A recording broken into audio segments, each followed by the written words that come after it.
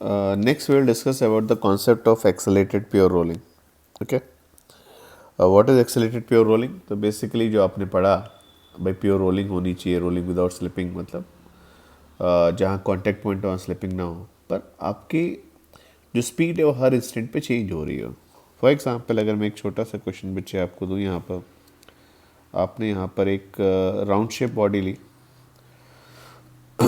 ये round shape body आपने inclined sorry इस तरीके से रखी थी और इसके टॉप पे आप कुछ फोर्स अप्लाई करते हो, है ना.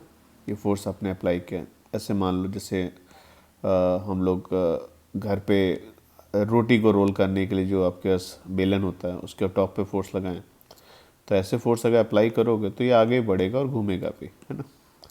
तो क्वेश्चन पूछा गया था अगर ये सॉलिड, मैं इसको सिलेंडर मान लेता हूँ, है ना, और सिलेंडर का मास एम लिया, रेडियस आर लिया बच्चे आपने. तो क्वेश्चन पूछा गया था कि सर ये जो सरफेस है रफ है और सफिशिएंट फ्रिक्शन है फॉर प्योर रोलिंग. तो क्वेश्चन पूछा गया था find acceleration of centre of mass. Centre mass का एक्सलेशन क्या होगा. तो अगर मैं इसके सॉल्यूशन को लिखूं यहाँ पर सिंपल सा, तो आप बोल सकते हैं कि सर यहाँ पर ये आपने फ्रिक्शन लिया, सॉरी फोर्स लगाया. ये फोर्स जो अप्लाई कर रहे हैं यहाँ पर इस तरीके से, इस फोर्स की वजह से क्या होगा, ये बॉडी आगे चलना चाहेगी. तो क्या सेंटर के पास कुछ एक्सेलेशन है. Yes sir. मैं ऐसा करता हूँ जो भाई मुझे नहीं पता उसको ब्लैक से शो कर देता हूँ. मुझे ए नहीं पता, ये बॉडी रोल करेगी, मुझे इसका अल्फ़ा नहीं पता. और ये बॉडी अगर मान लें यहाँ पे फ्रिक्शन कैसा है, क्योंकि रोलिंग विदाउट स्लिपिंग का केस है, तो फ्रिक्शन को बच्चे आप किस कैटेगरी में रख सकते हैं, अननोन की कैटेगरी में. लेट से एफ है. तो मुझे फ्रिक्शन नहीं पता, बॉडी का ए नहीं पता, अल्फ़ा नहीं पता. ऑब्वियसली वर्टिकल इक्विलिब्रियम को कंसिडर किया तो नॉर्मल डायरेक्शन में एम तो सेम ही है. अब ये जो क्वेश्चंस बच्चे आपके पास एक्सेलरेटेड प्योर रोलिंग के आते हैं, इनमें एक इक्वेशन तो बच्चे सेंटर ऑफ मास के मोशन से सोचे. ये जो बॉडी आपने बनाई है, जो बॉडी रोल करते हुए आगे जा रही है, बस उस पर एक बार ध्यान से देखो. तो वर्टिकल डायरेक्शन में इक्विलिब्रियम है. यस सर है.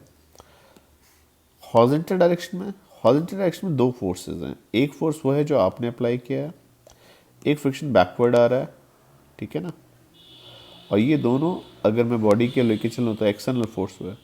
तो नेट फोर्स एक्सटर्नल जो आएगा वो कितना हो जाएगा, एफ माइनस एफ. ये बॉडी को एक्सलेशन प्रोवाइड करेगा, तो एफ माइनस एफ की वैल्यू एम ए होगी. ऑब्वियसली हमें यहाँ पे ए नहीं क्लियर है, पर सेंटर मास की क्वेश्चन तो यही बनेगी ना. अरे दूसरा भाई rotational motion about centre mass, तो उसको अगर देखा जाए तो मैंने आपको बताया बेटा कि जब कंबाइंड मोशन होता है इस तरीके से कॉम्प्लेक्स मोशन में, तो आप torque equal to I alpha लगा सकते हैं, लेकिन केवल किसके अबाउट, सेंटर मास के अबाउट. जब देखें तो सेंटर मास के अबाउट टॉर्क देने की कैपेसिटी किसके पास है, सेंटर मास के अबाउट टॉर्क देने की कैपेसिटी एफ के पास है, सेंटर मास टॉर्क देने की कैपेसिटी फ्रिक्शन के पास है. और जो नेट टॉर्क अबाउट सेंटर आएगा वो हो जाएगा F into R and R two F. ये दोनों टॉर्क आपके ऐड होंगे. ये दोनों मिलके बॉडी को कैसे घुमाने की कोशिश कर रहे हैं सर, क्लॉकवाइज. तो F into R, force into perpendicular distance, है ना, F into R plus small F into R से दोनों टॉर्क, दोनों फोर्स तो अपोजिट हैं, पर दोनों का टॉर्क का सेंस बच्चे कैसा है आपका, क्लॉकवाइज. तो दोनों के टॉर्क ऐड हुए. ये वैल्यू किसके इक्वल होगी बच्चे यहाँ पर, तो आई सी एम एल्फा. ये सेकेंड इक्वेशन. तो F plus F is equal to I C M alpha by R. Clear. ये मेरे पास सेकेंड इक्वेशन रेडी है. क्लियर. तो F minus F equal to M A. दो इक्वेशन हमें पास, तीन अननोन थे. ए नहीं क्लियर था सेंटर मास का, अल्फा नहीं क्लियर था बॉडी का एंगुलर एक्सेलरेशन और फ्रिक्शन. अगर हम चाहें तो यहाँ से फ्रिक्शन की वैल्यू सॉल्व कर सकते हैं. Yes sir. हाँ एक चीज़ और है बच्चे, ए और अल्फा में कोई रिलेशन होगा. ये बॉडी कैसा मोशन कर रही है, रोलिंग विदाउट स्लिपिंग लेकिन एक्सलेटेड. एक्सलेटेड का मतलब मेन ये निकला कि सर अगर आप इस बॉडी की बात करेंगे, है ना, तो पॉइंट यह है इस तरीके से कि सर अगर अभी रोल कर रही है, अभी इसकी स्पीड वी है और एंगुलर स्पीड ओमेगा है.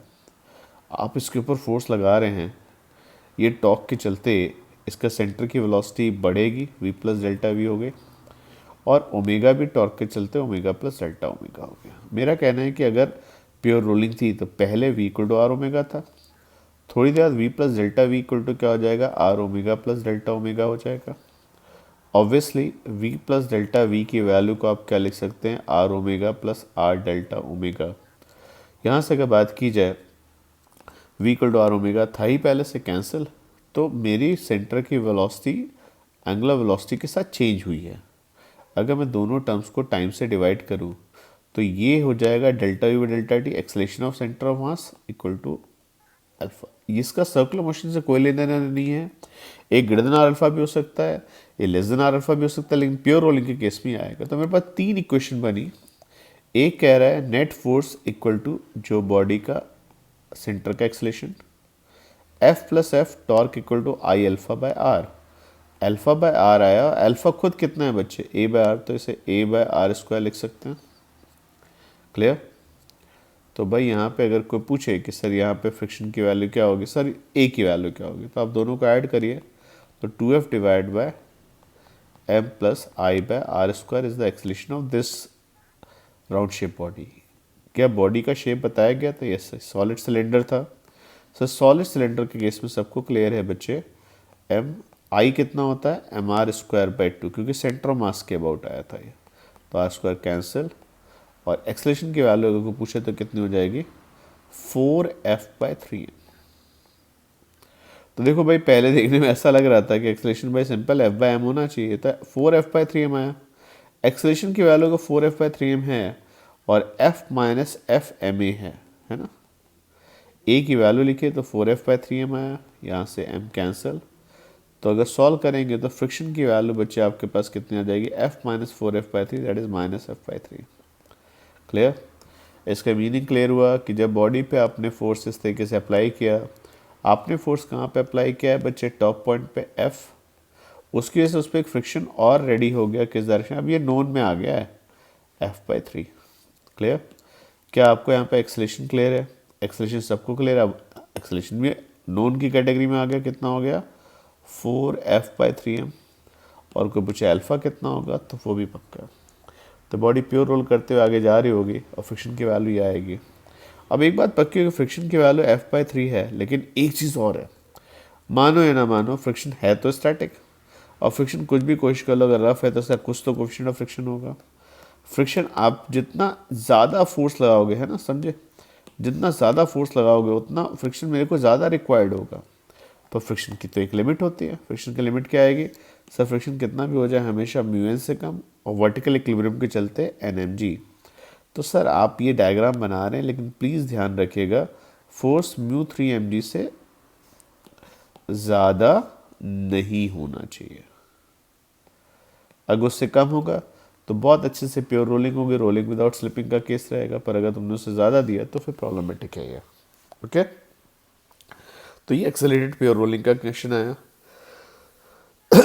तो इसको हम चाहे तो एनर्जी के कॉन्सेप्ट से भी ट्राई कर सकते हैं, पर हम उसे बाद में करेंगे, है ना।